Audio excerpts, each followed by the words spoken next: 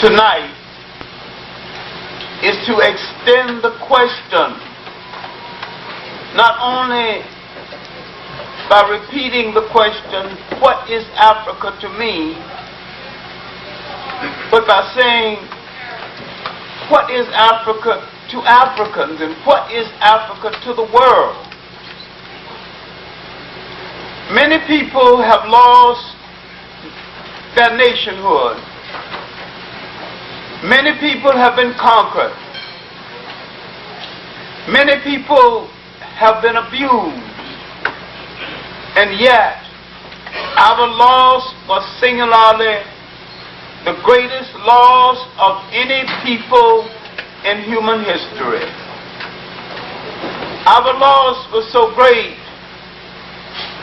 that it was difficult for us to recover,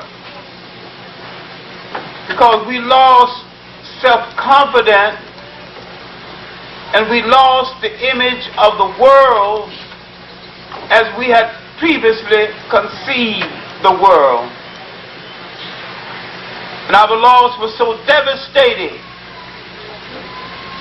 when it was over, or almost over. We could not address God in a language of our own choosing, or imagine God as any person that looked like us. And we began to accept the image of God resembling our slave master. This image has damaged our mind, because no matter what that image has done to you, you are reluctant to challenge the image for fear you're harming the image of God. You will kill each other for stepping on your freshly shined shoes, but you won't kill anything that looks like that image. You can steal a black man's country and get away with it. Steal his lady, he'll kill you. But only if you're black. People have been permitted through oppression to turn on you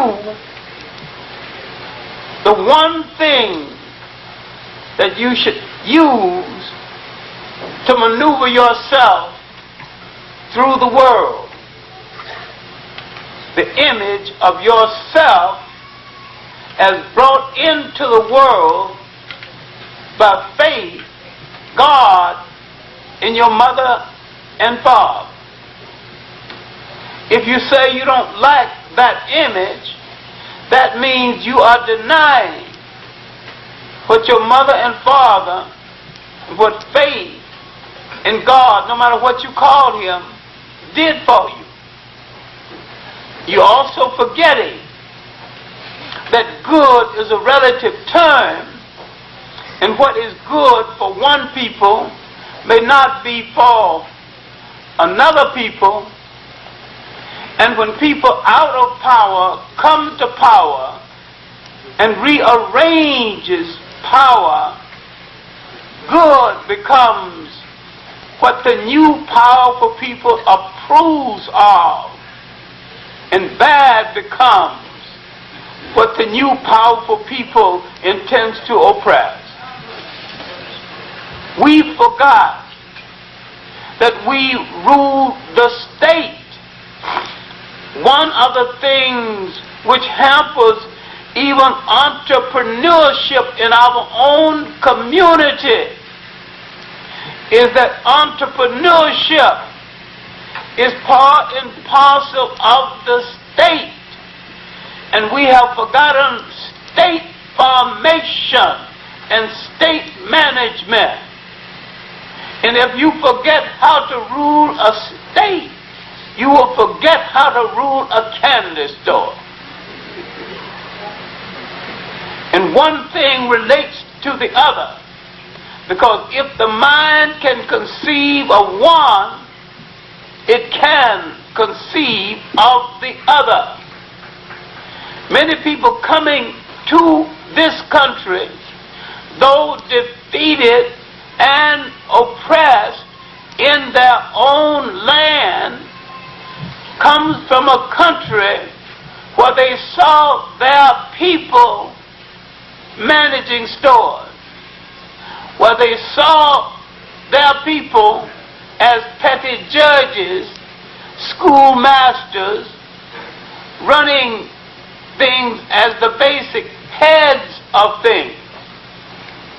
The most devastating blow of oppression that struck our mind was oppression in the United States.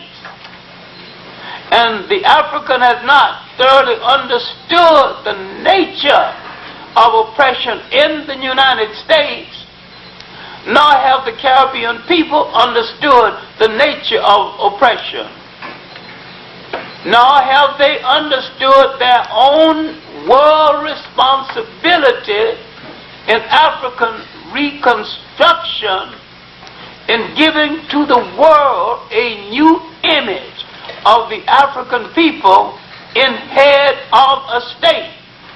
Because when they came to power, being a majority, neither in the Caribbean islands nor in Africa did one truly African state with African values emerge.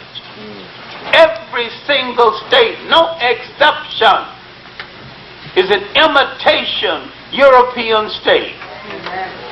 They too forgot the time in our history when we ruled the state by values we developed, by spirituality we developed, by a code of honor we developed.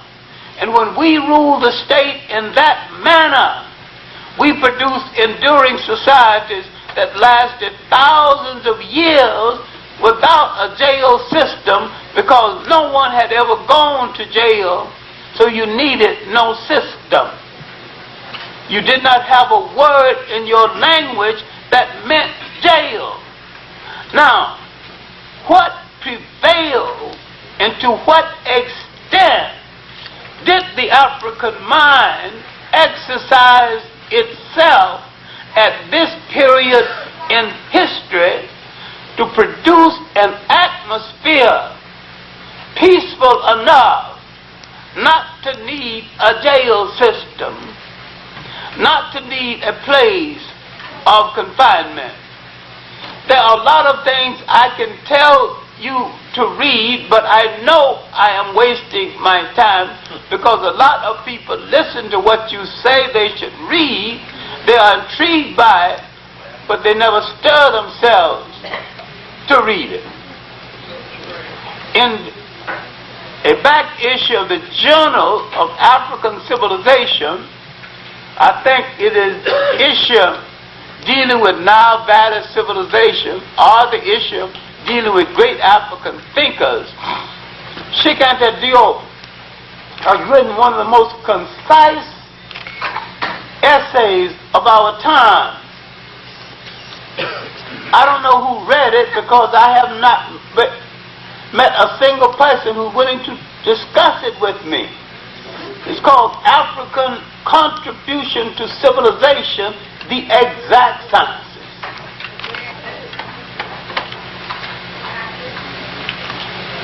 Last year, only a few months ago, his main protege, Theophile Obanga, delivered a lecture from his major new book, The Pharaonic Origins of Greek Philosophy.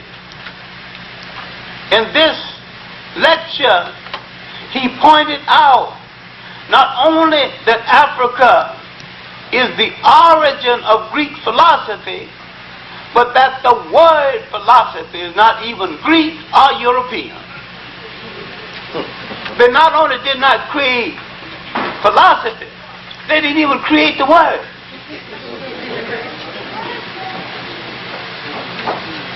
And when people look back and look at the stolen property of Africa that these icebox people are selling to the world as their property, you would understand a lot of things, including the book, that need to be reread, The Iceman Inheritance.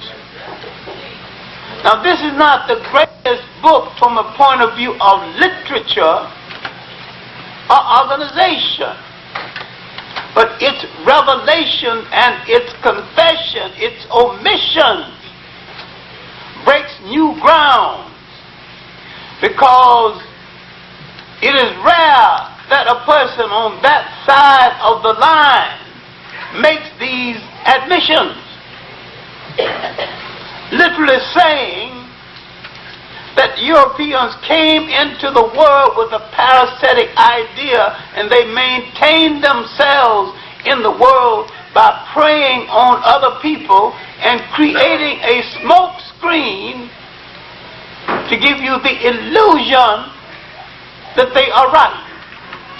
Now, if you understood what I'm trying to say, you would understand why peace is deliberately delayed in that little drama in the sand where there can be no clear winner, because the war was stupid from both sides.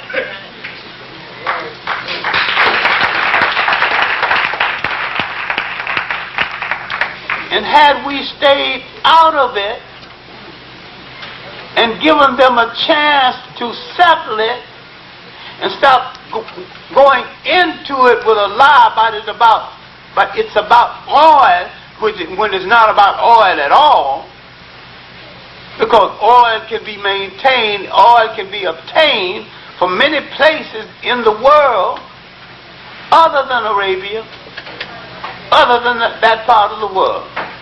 So what is it really about? It's about Western dominance over the resources of the world, Western military might, political might, financial might, putting everybody in the world in their place. In their place is to be at the service of Western man, basically white men. What you are witnessing, and this might be too much of a digression, is a revolt in the servants' quarters. In the 15th and the 16th century, the Europeans identified certain portions of the world as their homes or their outposts. All the rest of the world became their servants' quarters.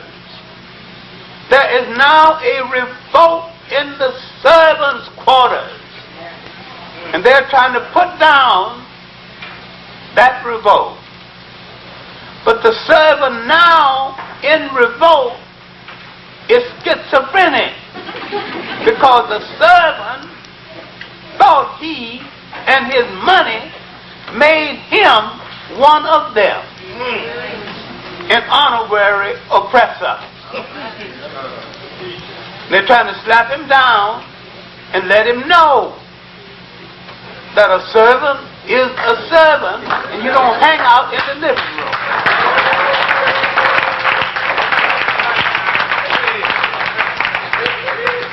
And your money don't make you my equal.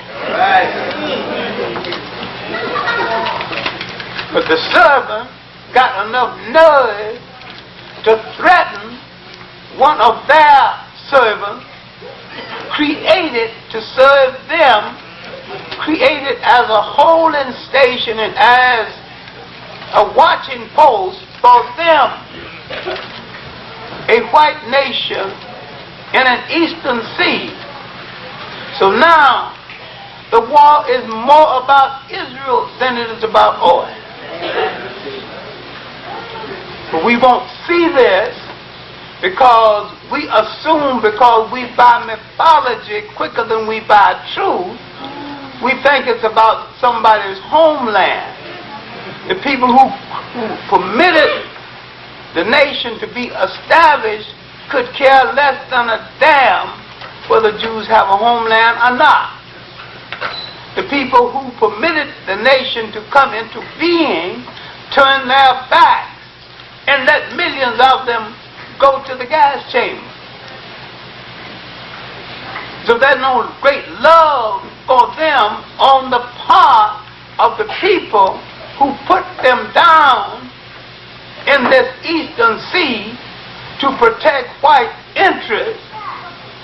And because there are people who legitimately never had a homeland but longed for one out of their mythology, they gave them one and made them pay a high price for it. It is the homeland inside of their mind.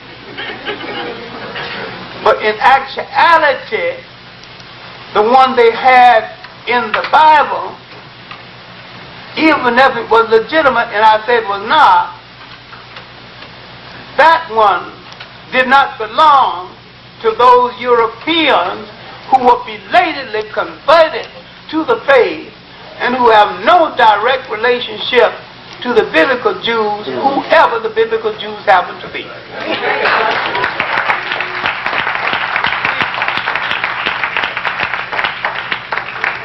Now let's go back and examine this African mind in the beginning of time, because this African mind existed for so many years before there was a Europe,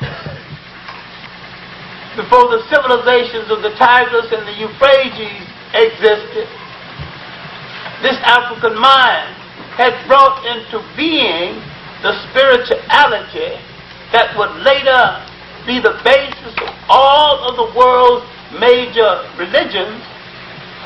He had also brought into being the writing, the book, the coming forth by night and day, that would later become the basis of the world's philosophy and the basis of a great book of folklore called the Bible.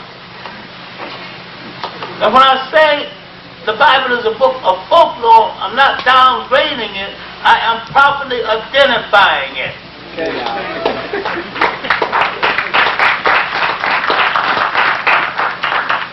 Jewish folklore illustrating moral lessons. The lessons are good lessons. Lessons of truth. Lessons of morality. And I have said before, many times you tell a story to illustrate the truth. If the truth of the story gets across, the illustration need not necessarily be the truth. If you get the point. All right, now I'm going to tell you the old story I've told you 10 times before. Because it is simplicity. So, animal called a spider, eating everything in sight. Greedy as he could be.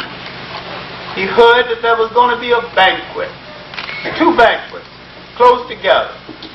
He wanted to go to both of them. So he went near the banquets. He tied a string around his waist. He told one friend, when the banquet start over there, you pull, now come over here and eat. Start over here, you pull, now come over there and eat. Now you guessed what happened. Both banquets started at the same time. Both friends obeyed the order and pulled and pulled and pulled until they shrunk his waistline. Now, African mothers to this day tell this story to young people to tell them eat enough but not too much. Now, if the young people get across the truth of what the mother is saying, isn't important whether the illustration is the truth. The illustration was made up, but the lesson from the illustration is true. You shouldn't eat so much. My main point is that in an age where very few people wrote or read books, do not think there was no wisdom in the world. Because men told stories of wisdom. Finally, some people wrote those stories down. And this became the books in the book of the coming forth by day and night, mistakenly called the Book of the Dead. It was called the Book of the Dead because when the British were robbing graves throughout Egypt, some Arabs stumbled on a grave and found a great manuscript. And the British wanted to buy it. They said, "Where did you get it from?" He pointed to one of the tombs where he stole it. He said, "From those dead people over there." And the British called it the Book of the Dead. The Africans call it the Book of the Coming Forth by Day and Night. This would be one of the most influential books in the history of the world. Because with the Hebrew migration into Africa, they would read this book and other books and copy from them the basis not only of their religion, but the basis of so much of their literature. I am not trying to delegitimize anything.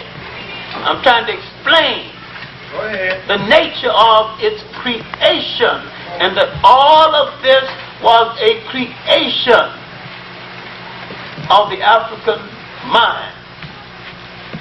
There was another book among the many books, the Papyrus of Papyrus of Kunafa.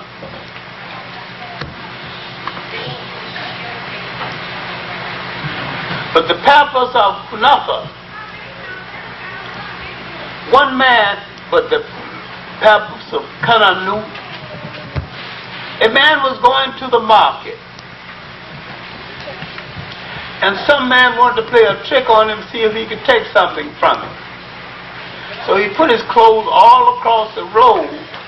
So if he walk on my clothes, I'm going to accuse him of that.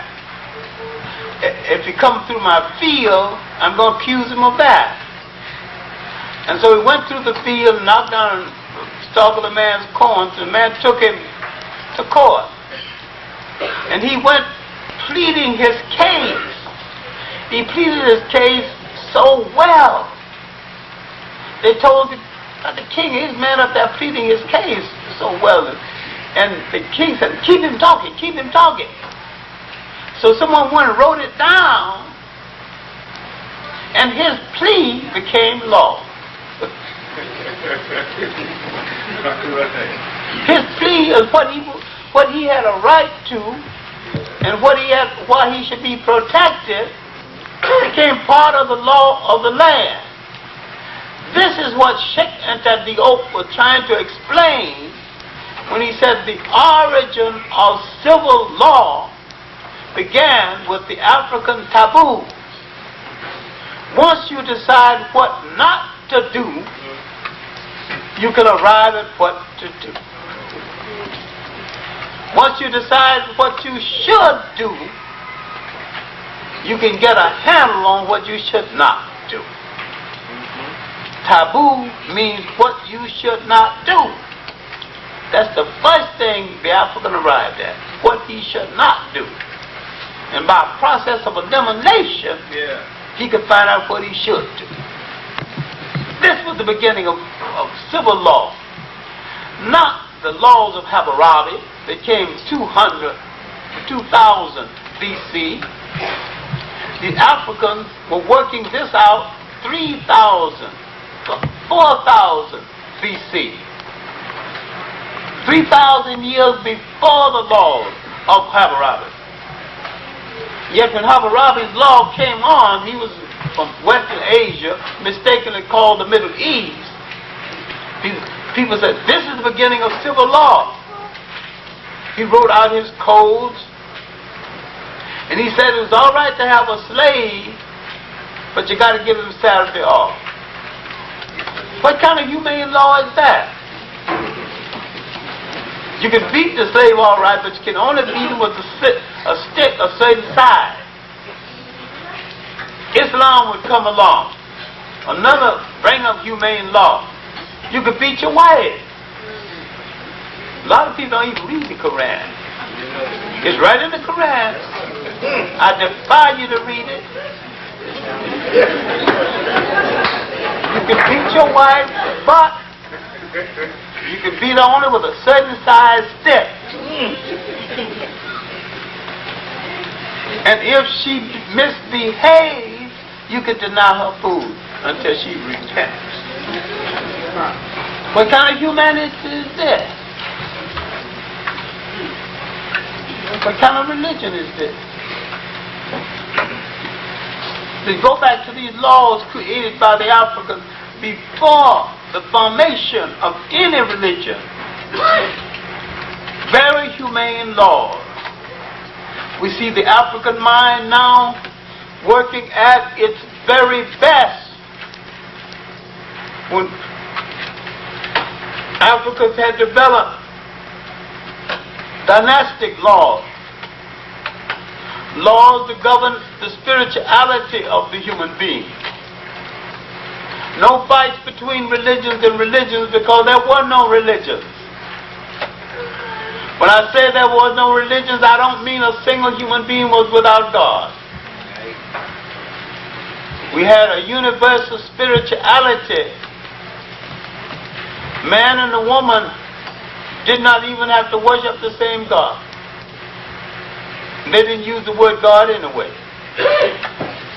Your wife did not have to worship the same force that you have to worship, or in the same way. They recognized there was a universal force in the universe, making the sun, bringing back the spring. They recognized something which we do well to recognize again. God, whoever he is or she is, and they had no problem with she, as we have it now,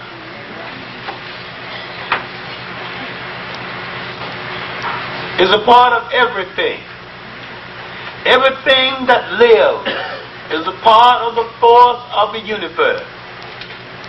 And whoever the spiritual force of the universe is, he or she is a part of all living things. They did not build churches. They built symbols of the spirituality. Because if you wanted to pray, you didn't necessarily have to go to church, because spirituality was a 24-hour thing every day in the week.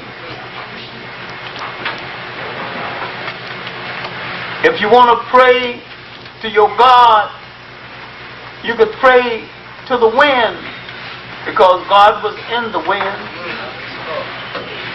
Pray to the river, because God was in the water. Most important thing, pray to yourself, because God was a part of you.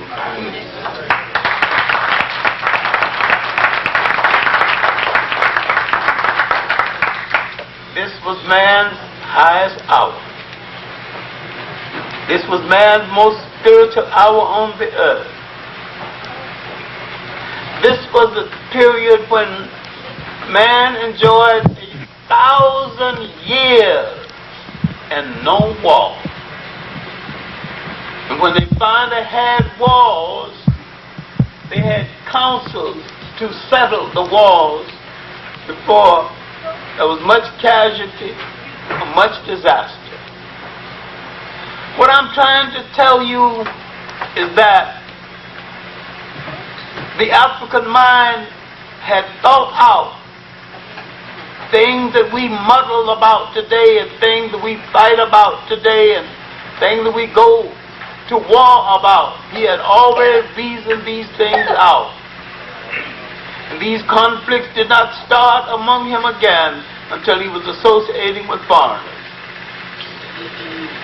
He had produced a society where he made a principled decision that the lineage would come down through the female side of the family. It makes sense. Who better knows who's the father of the child?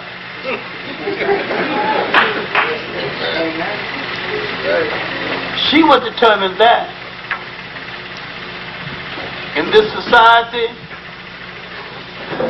the king's son could never be king, but the king's sister's son could be king. Women did not come to power just because they were women. They came to power because it was their turn. She had to wait her turn just like a man. But once it came her turn, nobody could stop her from taking her turn. She could yield if she didn't want to be king or pharaoh, but no one could deny her her chance.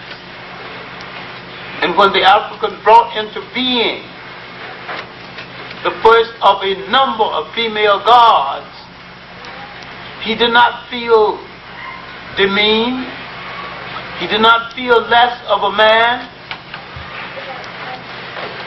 All of these female gods were respected by both men and women.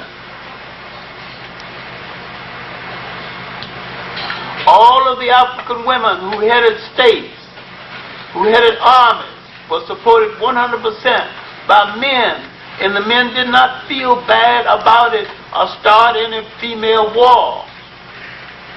He wasn't insecure as the European would later be. Now, I've used this reference before, but it bears some repetition. 10,000 years ago in Europe, in the Ice Age, the European had 3 or 4 months to plant, harvest, and store. So therefore, every man, every hand had to work during that short period. A wife was a beast of burden. A wife was a mouth to feed. So therefore, she had to work just as hard as anyone else. Everybody's protecting the romantic marriage and the romantic relationship. The same man who began his existence on this earth without a romantic relationship invented the romantic relationship. I love you, Mary.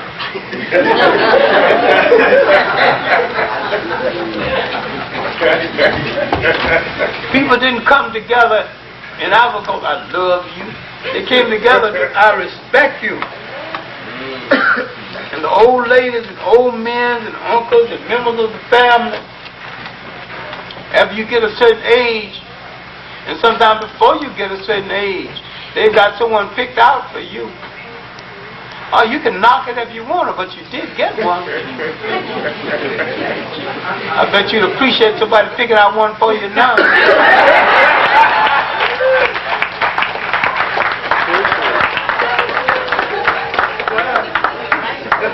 Sure better than not having one at all.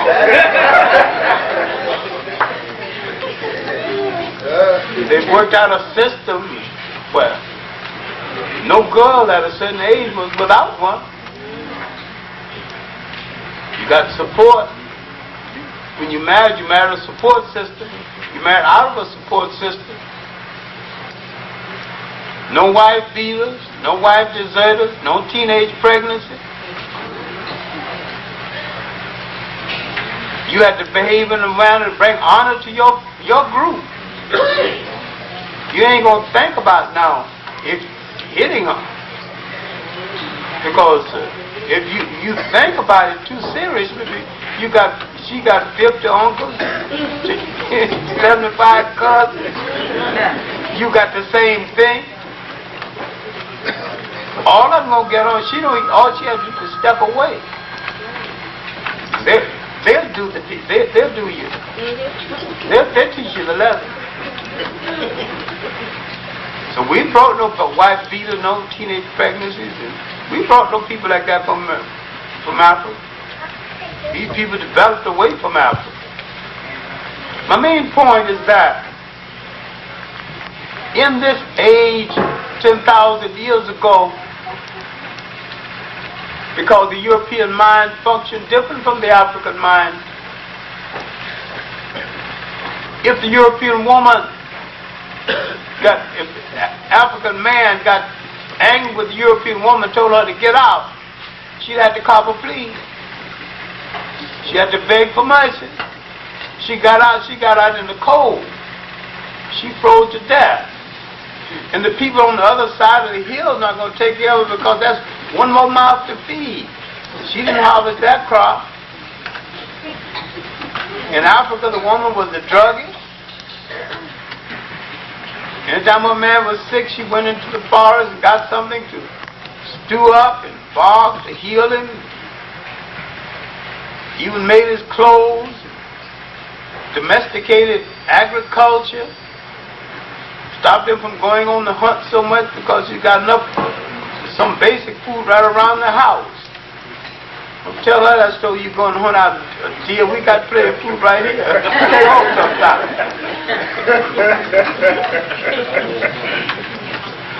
I'm the deer. Hunt me.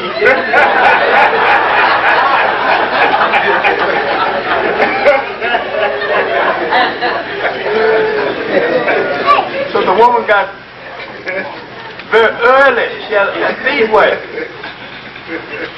She was the food gatherer. She was the food preserver.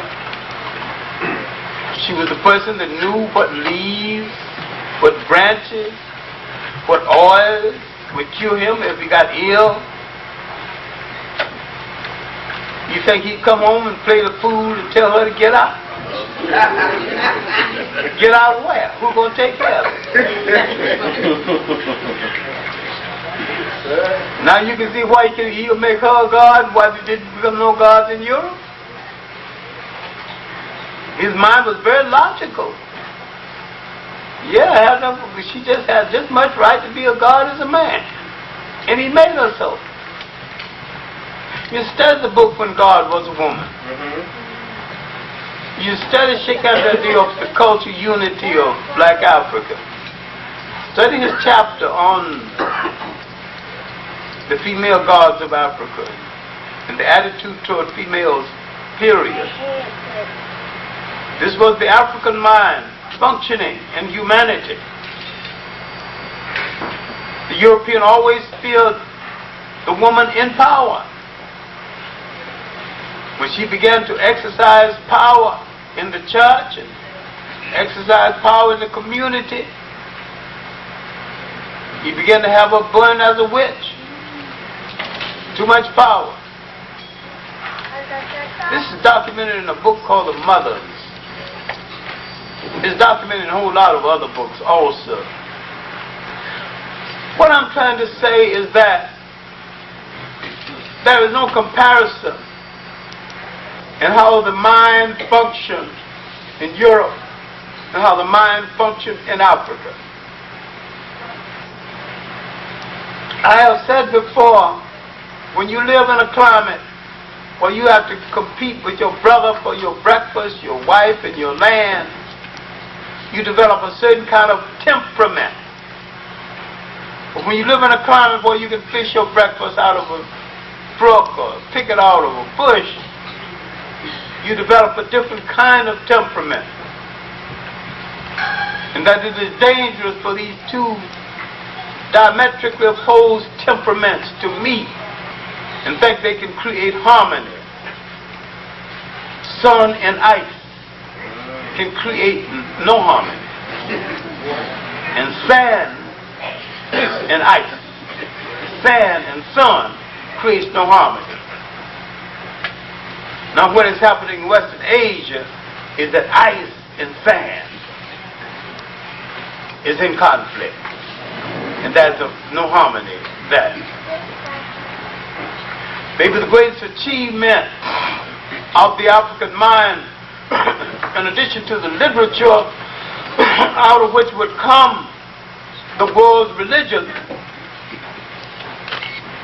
was his building, his structure of literature, his creating of great institutions of thought that would later become the basis for the world's first concept of a university. This would be set in motion by Akhenaten, by Imhotep, the world's first physician, architect, multi-genius, doctor, first to operate an abdominal surgeon, first to bring intellects around him and began to discuss the mystery of life, the mystery of fallen things, the mystery of water, the mystery of air. He would later set in motion the school of the crafts, to be referred to in later years as the mystery school. It really wasn't so much as a mystery school, but men who learned certain trades and learned these trades so well, they would pass on the secrets of the trade to their relatives, very close friends, sons, and the like. This was the forerunner of the craft unions, forerunner of the father-son connection in trade unions, only they called them guilds. Out of this would come gatherings of intellects. These gatherings of intellects would later find a great lodge at Luxor. The Arabs call it Luxor. The Greeks call it Thebes. The Africans call it Warat. But this great lodge, the first semblance of a university, men had to go there at the age of 7 and study 40 years before it's decided whether they could continue to be a senior oracle, a senior teacher. If they continued until they were 70. They were let loose on the public. He served the public the rest of his life free of charge. No exchange of money. Because he served the public served him. Now, here in this lodge, you find the first example of the requirement of circumcision 2,000 years before the Hebrew entry. Now you see what was copied from. The foreigners who came into Africa admired Nile Valley civilization and began to copy it, change it around, and call it their own. The African mind is now influencing the outer world. The first foreigners to come into Africa that we have a record of would be the Hebrews. Hebrews, later Hebrews, now referred to as Jews. Let's be clear about one thing. There is no connection, in fact, between the people I'm talking about now and the people who would later be belatedly converted to this faith in Europe, who are white. The people in Europe who were later converted to this faith came from a place called Kassar. All this is outlined in a little paperback book. You still can find it. All this has been taken off the shelf. The 13th tribe. Oh, Arthur By Arthur Koestler. We explain the nature of that conversion. What did they learn from the Africans, and how did they benefit from the previous working of the African mind when they arrived in Africa? They came from a place called in Western Asia. They came looking for food, for employment. The Africans in their kindness gave them all of these things, including women. They took advantage of this situation. If we are to believe their record, when the country was invaded by some of their distant relatives from Western Asia, the Hittites, called the Shepherd Kings, they joined the Shepherd Kings against the Africans. And once more, we are to believe their records. During this period, they produced the world's first wheeler dealer politician, Joseph called the Provider.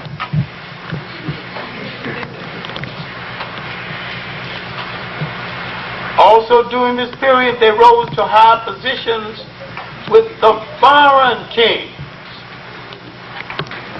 There are certain things you turn to the Bible to sustain.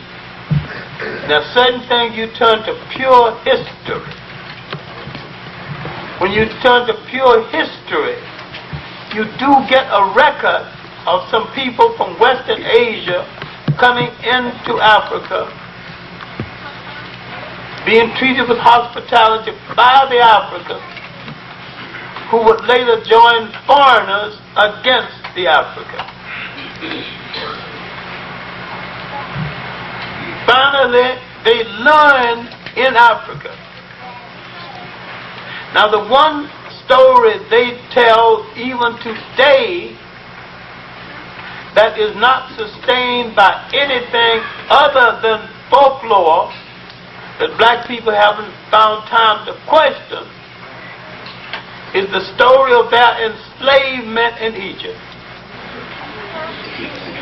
There is not one iota of proof anywhere in existence,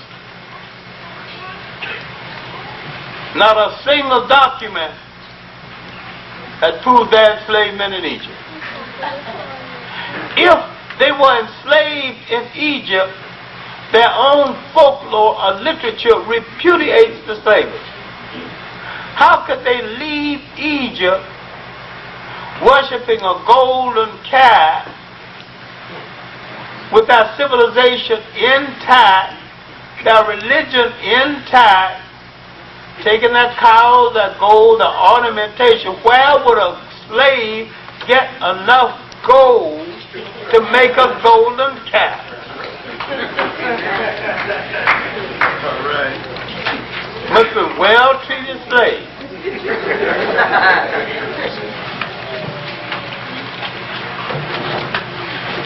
Then allegedly led by an African named Moses.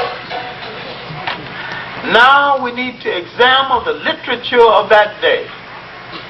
When we examine Egyptian literature, we find no evidence of this folklore. Some folklore is partly sustained by history. Some is pure imagination. And how could they escape from the Egyptian army by crossing a river when the Egyptian army controlled both sides of the river? They would escape from the army on one side only to fall into the arms of the army on the other side. You read a little book called When Egypt Ruled the East, you will understand before the building of the Suez Canal, all of what you now call the Middle East or Western Asia was an extension of Africa in the first place. But the important thing is that they came into Africa with no clear language, no clear religion, no clear culture. When they went out of Africa, they had all three. Whoever they were when they came into Africa, culturally, religiously, and linguistically, when they left, they were an African people. They had an African tradition copied from Africa. And they would be reborn using an African way of life. They entered history through this sojourn in Africa. Who heard of them before? What did they do in Babylonia before? Who knew them before? I say the entry of the Jewish people in world history was through that sojourn in Africa. I said that culture was born in Africa. Culture that they borrowed from a creation of the African mind. A religion they never had before developed from what they learned from an African mind. Too many people have announced that the Hebrews created monotheism. And some people said that Akhenaten created monotheism. They were wrong in both ways. The Hebrews heard of it and announced it. Akhenaten didn't create it either. Akhenaten restored it because it was there all along. The concept of the oneness of God was part of African spirituality from the very beginning. And because the Africans never tire out God by giving him too much work to do, he gives him a lot of helpers. The Catholic gives God a lot of helpers and calls them saints, and you accept that. But African creeds, God gives them helpers, you just use that primitive. The very concept created by Africa went into the making of the Catholic Church. This too is a product of the African mind. He would lay the basis of it. He would lay the basis of all the three world religions, every element that went into the three major world religions. To read Dr. Ben's work on the subject, African origins of three major Western religions. Read John Jackson's book, Christianity Before Christ. Read John Jackson while he's still with us. He's in Chicago, kind of cynical. Every time you see him, he says, "Oh, this is the last time. I may not be here tomorrow, you know." Somebody has to tell me, "John, will you please stop boring me with dying every minute out there?"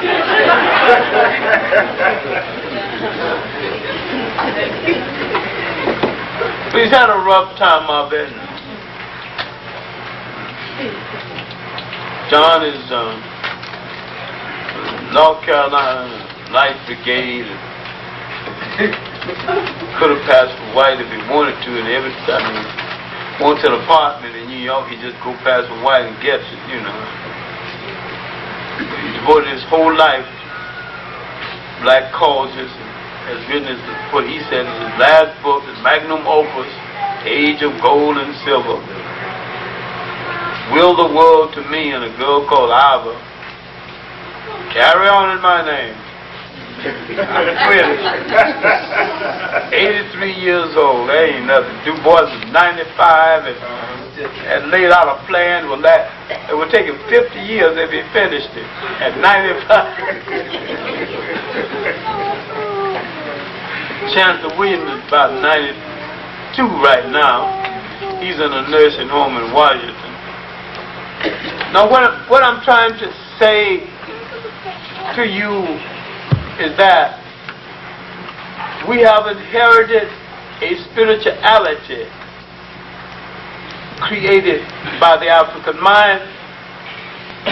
We have inherited the basis of a technology created by the African mind. We have inherited philosophical thought created by the African mind, documented in CLR in George M. James' Stolen Legacy.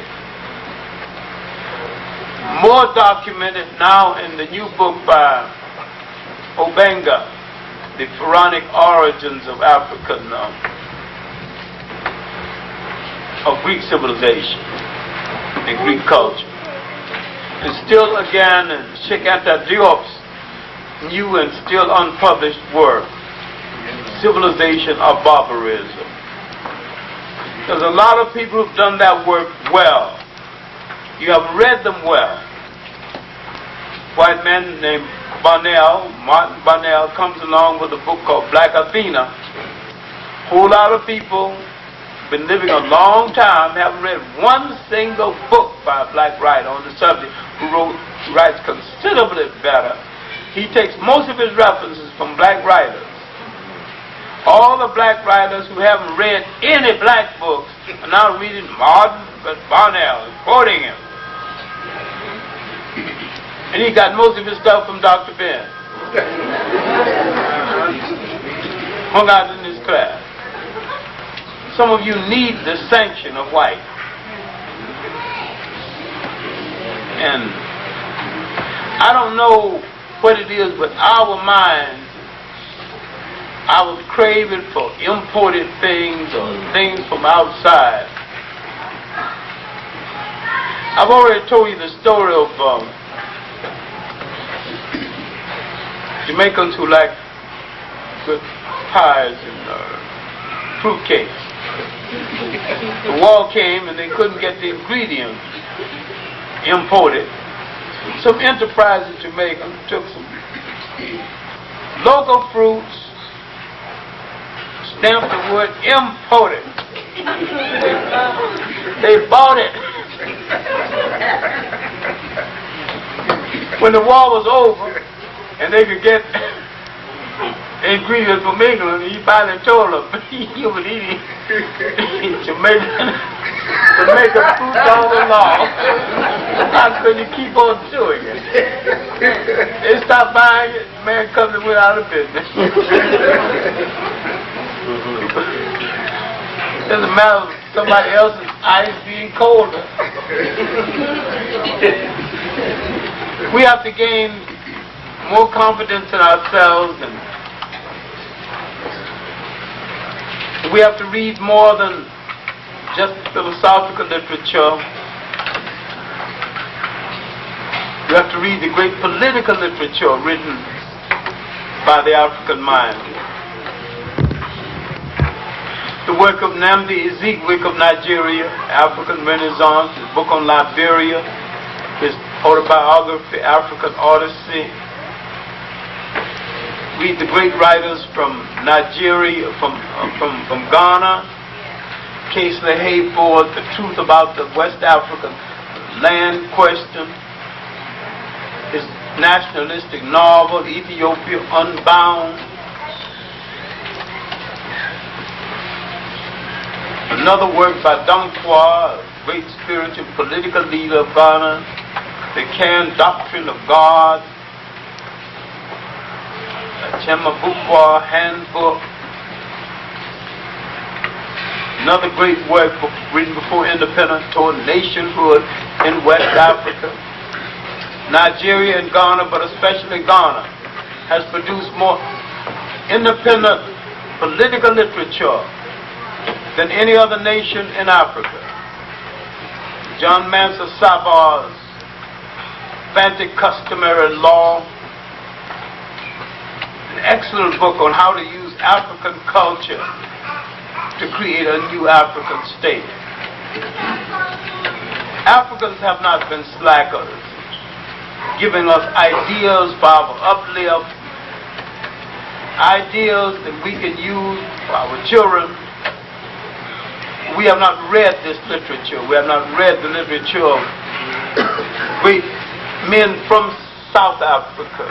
John Tingo, Jabeviu Platte's excellent work on the native problem in Southern Africa. Thomas Mafolo's work on history of the so-called Bantu people. Kamini's new work on Emperor Chaka, the Zulu. Chanya Chebi's work, Things Fall Apart, has been read so much it's about to fall apart. He's written 5 or 6 books since then, all good, and all need to be read with some respect. James Nguzi's work, in which he's calling for Africans to write in their own language. If someone wants to translate them into another language, all right, but write first to your own people. And if you want to become universal, you become universal first among your own people. I'm saying that if we got a message, that message must first get across to our own people. And if the rest of the world wants that message, all the good. But that message must first go to our own people. That message must first serve our own people. I have confidence in the African's mind. I have confidence in the African's people and their ability to lay out a program that will not only save African people, but that will save all people. And for our salvation, we must consistently turn toward ourselves, our writers, and our literature. We must turn toward some of the new women writers, although I find some a little hard to take. Especially this woman, Sharon Ali, and her silly book.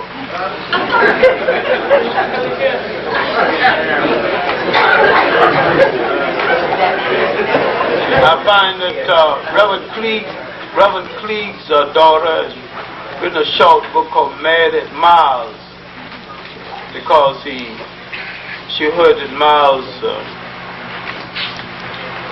what's his last name? Miles Davis didn't treat Cicely Tyson right.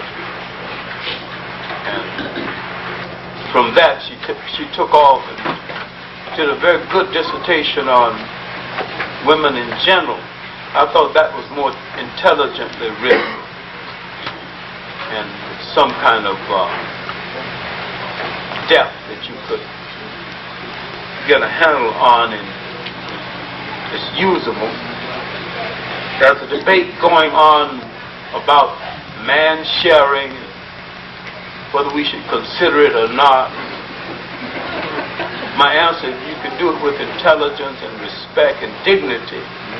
Think about it, but if you can't do it, it's going to be just unofficial pimping, forget about it.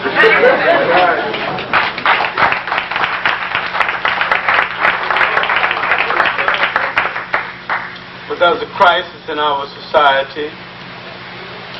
There is a crisis in the relationship between man and woman and family. I think it's the most critical crisis among us right now, because it's the basis of nationhood, bringing the family together. The family unit must function in relationship to the new nation. and a new people moving forward. I don't think any of us read enough. I think there's some sincere people, both men and women, among us, doing some good work. I have great admiration for the work of the transplanted Barbadian writer, Paula Marshall, born here in Brooklyn, of Bayesian parents, who writes with such beauty and such knowledge of the politics of what she's saying. Some of the things of Maya Angelou are more entertainment than informative, though she's still a friend. I think there's beginning to emerge a new kind of historian and new kind of thought, social thought, and finally that I'm not in the classroom every day. I've begun to do more political work in my own writing, having finished my first big political book, and I've started on my second one, Conditioned Reflex, the dilemma of the Africans away from home. I think good work is still going to be done. I think a lot of things out here is a fake, but I know that you have enough smarts to separate one thing from the other. The general scene is hopeful in spite of all the phoniness you have to wade through.